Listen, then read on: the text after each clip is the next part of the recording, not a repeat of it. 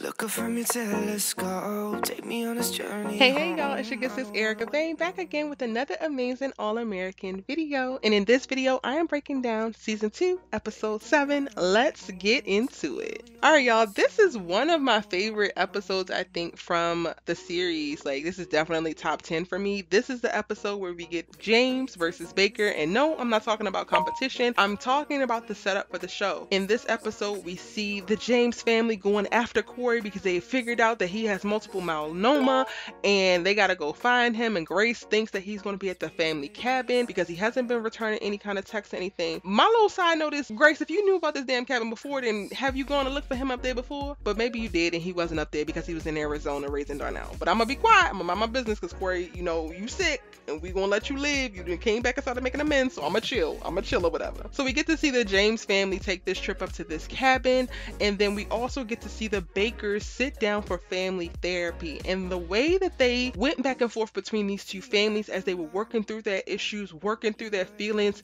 coming to grips with some real life truths and thoughts and feelings of one another or the ones that they cared about, I just thought that they did it so beautifully well. It felt like an amazing song that had a beautiful melody and lyrics and hooks and 808 that were just all singing or melding together so beautifully. Like how and when they cut and line things up, I just thought it was perfect. Like one of the scenes, I'm going to go ahead and spoiler alert up front in the start of this video, I'm going to talk about when they talk about the affair. They literally cut back and forth between Grace and Billy, and they're both talking about the affair, talking about what happened from their points of view, but also talking about it based on what they needed at the time and how each of them provided what the other needed without them even saying what they needed. They literally were exactly what each other needed in the moment that they needed it most, and that is how the affair was able to happen.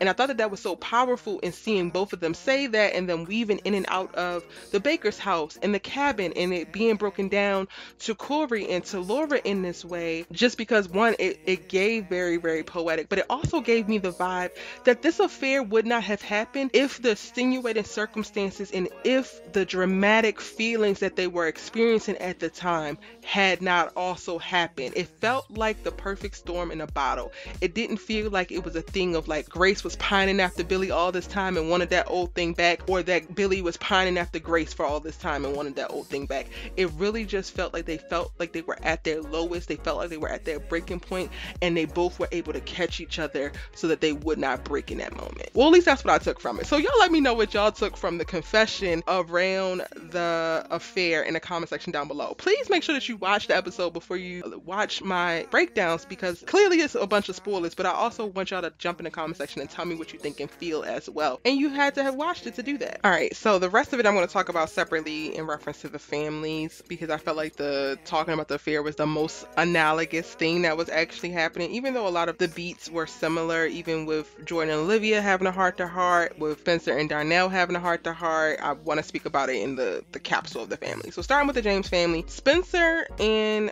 Darnell kind of bump heads due to Spencer's resentment, and it's very interesting because Spencer doesn't really like check his issues and his emotions around Darnell and what Darnell has meant to his father, but we know it's still there, right? Like, he literally was the son that your father was raising the years that he wasn't with you. You're going to feel a way about that, but Spencer's trying to be mature and just trying to keep his distance. And once they confirm, like with Corey from his mouth, that he's dying again, I think that Spencer feels robbed. Like, he feels robbed again, and of course he can't take it out on Corey because he's dying. He starts to like lash out a little bit at Darnell, and I really want to give shout out to Darnell for really making space for Spencer to express this frustration, because he sees it and he knows and he realizes how valid it is. And it's just these two little brown boys making space for each other to be vulnerable and honest. For me, Darnell shares with Spencer the fishing story and ultimately tells Corey about Spencer never going fishing, and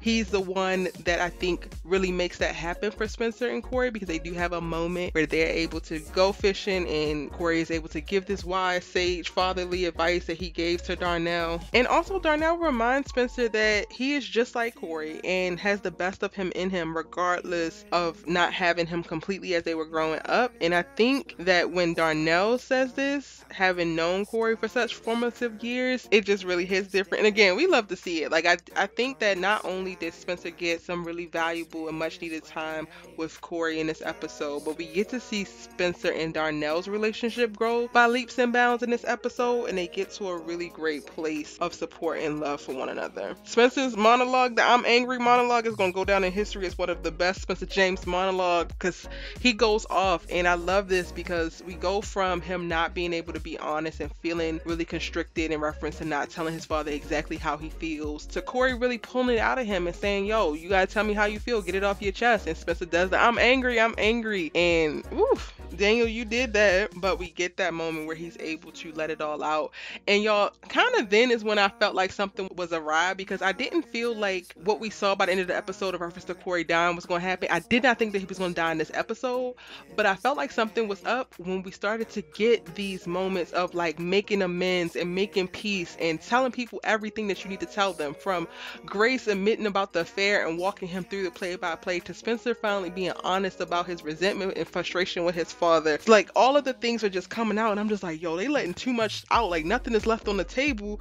So now something is definitely going to happen. Even Corey apologizing to Grace in reference to taking accountability for the state that their marriage was in before the affair even happened, and watching Grace break down and feeling the guilt about, you know, her boys not having a father for the amount of time they didn't have him, and then now he's dying, so he's not even going to be there to see them grow old. And she starts to take on some of the responsibility in that, like, if she didn't, she probably felt like if she didn't have the affair, then he wouldn't have run away, and then they would have had this time, so that even if he was about to die, then they would have had those years. But that's not on her, that's 100% on Corey.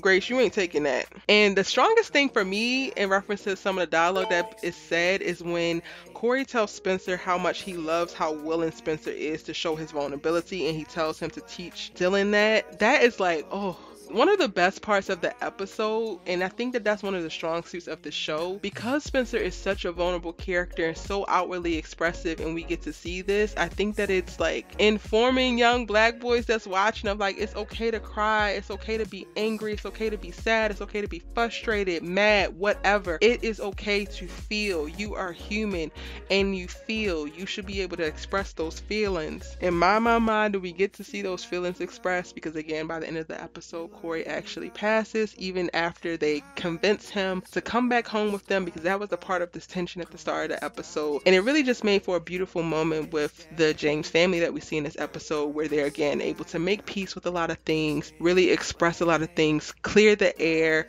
put everything out on the table, and move forward. Over at the BAKERS mansion, child, this therapy session is a lot. Jordan calls out how unhappy Billy and Laura are from the very top of the episode, and he's just like, if y'all not gonna be together, y'all just don't need to be together. Like, why try to force it? And I get it, Jordan, but like, pull up, bro. You coming in hot off the rip. Like, that's crazy. And one of the things that's the first standout from this therapy session is the therapist asks them to remember their fondest memory, and Olivia, Jordan, and Laura all have the same fondest memory or recall back to the trip that they had to Orlando, but Billy does not recall it because he didn't actually spend time with the family. He was too focused on studying his plays and actually playing that he didn't make time. That starts to set up one of the biggest issues that the family has with him, and that Billy has time and time again chosen his football career, or chosen football in general, over his family and over himself in a lot of cases. I love the little moment that Jordan and Olivia have when Olivia reminds Jordan that he needs to take this therapy session seriously because he's about to have a baby and be a whole daddy out here. It's those little moments. Like, Olivia felt very, very grounded in this episode and very, very comfortable in this space. Honestly, in the rewatch, I'm just sitting here thinking, like, why wasn't this continued? Like, why wasn't she still in therapy moving forward? Well, I know that nobody knows that she is struggling in the way that she is, because we saw last episode her say, like, I really want to drink, and she hasn't communicated that to anybody but her sponsor. But I would think that if she just got out of rehab this semester before, then therapy should have been a thing that they regularly instilled, especially if they weren't doing what they needed to do in reference to going to meetings with her, because we really don't see the family actually proactively deal with or work with Olivia and her sobriety in that journey post rehab. She just kind of feels like she's out here on her own. But in this episode, like, as I think back on it, she just seems really, really grounded and okay in this space where she's able to like talk and express herself, but then also listen to others express themselves. So I would think that they should or would want to create more space like this for her, but we don't actually get to see that. And one of the biggest revelations that come by way of Olivia and her feelings is that she talks about how she felt abandoned by Jordan once Billy stopped playing football and actually came home and then started to coach, because Jordan decided to play football. And Jordan talks about he decided to play football because he wanted a relationship with Billy, and Olivia unfortunately felt abandoned for Billy by Jordan. And I guess that really speaks to where their relationship is by the time that we meet them and as they're rebuilding it. And one of the realest things that she says is that she's afraid to lose Jordan now to Simone and the baby, even though she's been a really great support to Simone as well as Jordan getting his shit together in preparation for this baby. But I thought it was just really beautiful for her to be honest and vulnerable in this moment about like, yo, I'm just getting you back, and now you're going to have to focus on these other people, which you should be focusing on this baby, but like, what about me? And we already know that one of the things that Olivia struggles with is feeling alone, so I can definitely see how this is weighing on her. Now, the conversation that Olivia and Jordan have is something that really sparks Laura to get a little bit more on board with therapy, because it doesn't feel like she's on board from the very beginning. She's just annoyed. She don't even want to be in the same room as Billy, and I'm just like, oh Lord. But it's the work. You gotta kind of want to be here, sis, and it don't seem like you want to be here. But her overhearing Olivia and Jordan be honest with each other about their feelings and about their place in each other's lives really helps her go down and listen to Billy. We get a genuine apology and his true and deep remorse and what he hopes for the family, and it just kind of sits with her.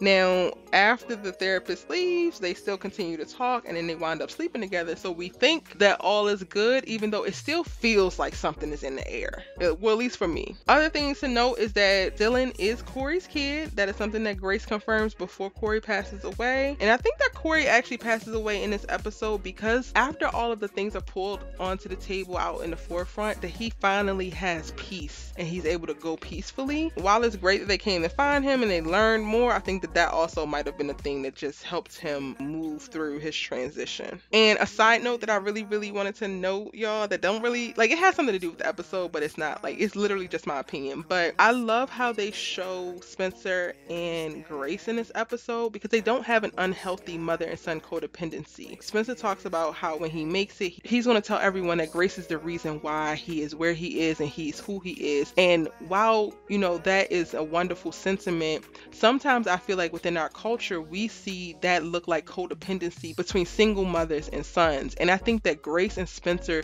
don't actually represent that trope. And even when they have moments of like talking about they're each other's everything and they're the reason why they are who they are, it's still grounded in a space of like, Grace raised her kids to be themselves and to stand strong in themselves and to express themselves and all of that. And I think that that's very beautiful, because again, I think that we see quite often, specifically within our culture, single black moms raising young black boys and then making them the man of the house and really just being codependent on this masculine energy that is actually your son and not your man or not your brother or anything like that. And while Spencer is very protective and loving and does give masculine leader energy in their household, Grace and Spencer to me never really feel codependent, and I love that.